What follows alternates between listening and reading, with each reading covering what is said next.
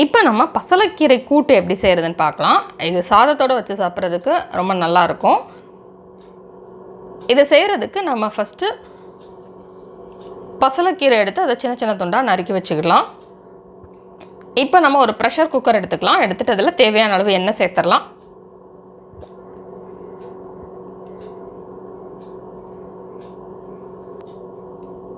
Next இதில் 2 பச்சை மிளகாயை நடுவில் கீரி சேர்த்துக்கலாம்.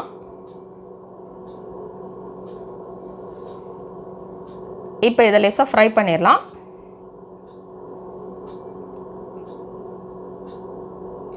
நெக்ஸ்ட் இதில் சின்ன சின்ன துண்டாக நறுக்கி வச்சுருக்கிற பூண்டு சேர்த்துக்கலாம். 5 பூண்டு சேர்த்து அதை ஃப்ரை பண்ணிடலாம்.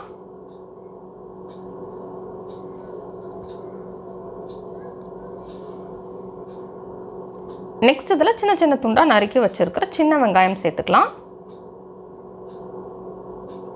10 சின்ன வெங்காயம் எடுத்து அதை சின்ன சின்ன துண்டாக நறுக்கி சேர்த்துக்கலாம். சேர்த்துட்டு அதை லேசாக கலர் சேஞ்ச் ஆகட்டும். அது வரைக்கும் நம்ம இதை ஃப்ரை பண்ணிடலாம். இப்போ லைட்டாக கலர் சேஞ்ச் ஆகிடுச்சு. நெக்ஸ்ட் இதில் சின்ன சின்ன துண்டாக நறுக்கி வச்சுருக்கிற ஒரு தக்காளி சேர்த்துடலாம். சேர்த்துட்டு அதை மிக்ஸ் பண்ணிடலாம்.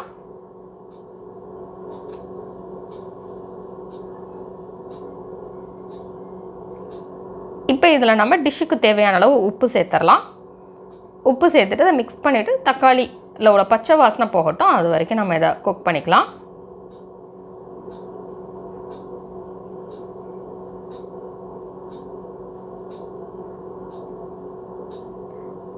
இப்போ தக்காளியில் உள்ள பச்சை வாசனை எல்லாம் போயிடுச்சு.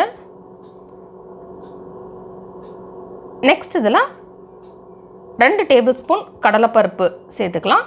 1/2 கப் பாசிப்பருப்பு சேர்த்துக்கலாம். இது ரெண்டுமே கழுவி நம்ம உள்ளே சேர்த்துடலாம். சேர்த்துட்டு இதை மிக்ஸ் பண்ணிடலாம்.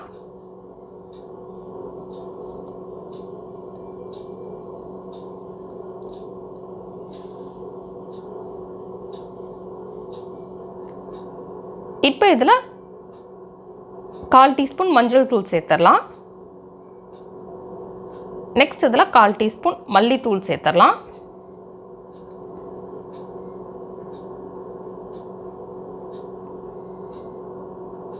இப்போ இதில் தேவையான அளவு தண்ணி சேர்த்துட்டு நம்ம இதை ப்ரெஷர் குக் பண்ணிடலாம். ஹை ஃப்ளேமில் வச்சு 2 விசில் ப்ரெஷர் குக் பண்ணிடலாம். லோ ஃப்ளேமில் வச்சு 5 நிமிஷம் ப்ரெஷர் குக் பண்ணிடலாம். இப்போ ப்ரெஷர் ரிலீஸ் ஆகிடுச்சு. இப்போ நம்ம குக்கரை ஓப்பன் பண்ணிடலாம். இப்போ இது எல்லாமே நல்லா குக் ஆகிடுச்சு. இப்போ இது எல்லாத்தையுமே மிக்ஸ் பண்ணிடலாம்.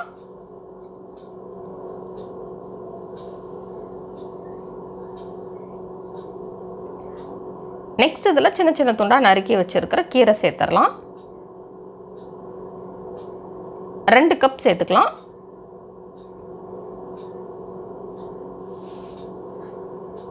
நறுக்கி வச்சதுக்கப்புறம் நம்ம 2 கப் வர மாதிரி கீரை எடுத்து சேர்த்துக்கலாம். இப்போ நம்ம திருப்பி ஸ்டவ்வை ஆன் பண்ணிவிட்டு இதை லோ ஃப்ளேமில் வச்சு நம்ம மிக்ஸ் பண்ணி விட்டுட்டே இருக்கலாம். அந்த கீரை குக் ஆகட்டும். அது வரைக்கும் நம்ம இதை அப்பப்போ இந்த மாதிரி கிண்டி விட்டுட்டே இருக்கலாம். இந்த கீரை வந்து ரொம்பவே குயிக்காக குக் ஆயிரும்.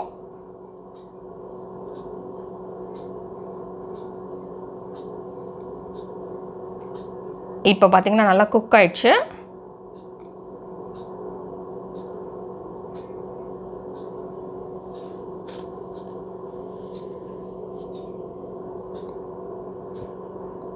இது நல்லா குக் ஆனதுக்கப்புறம் நம்ம ஸ்டவ்வை ஆஃப் பண்ணிடலாம். ஆஃப் பண்ணிவிட்டு சின்ன சின்ன துண்டாக நறுக்கி வச்சுருக்கிற மல்லி இலை சேர்த்து மிக்ஸ் பண்ணிடலாம்.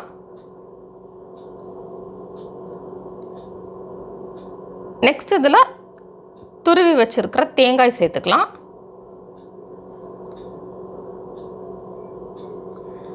அரை கப் தேங்காய் துருவல் சேர்த்து அதையும் நம்ம மிக்ஸ் பண்ணிடலாம்.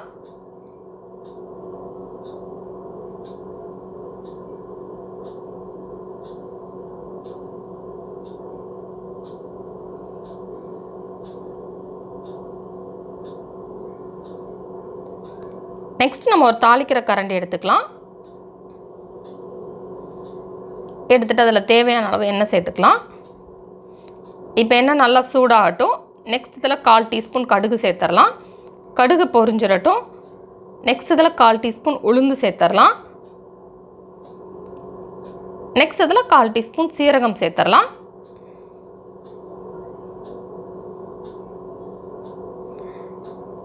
நெக்ஸ்ட் இதில் 2 சிகப்பு வத்தல் சேர்த்துடலாம். சேர்த்துட்டு அதை ஃப்ரை பண்ணிடலாம்.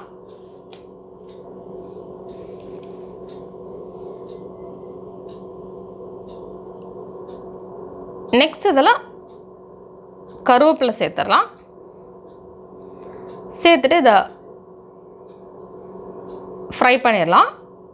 நெக்ஸ்ட் இதை அப்படியே நம்ம அந்த கீரை கூட்டு கூட சேர்த்து மிக்ஸ் பண்ணிடலாம்.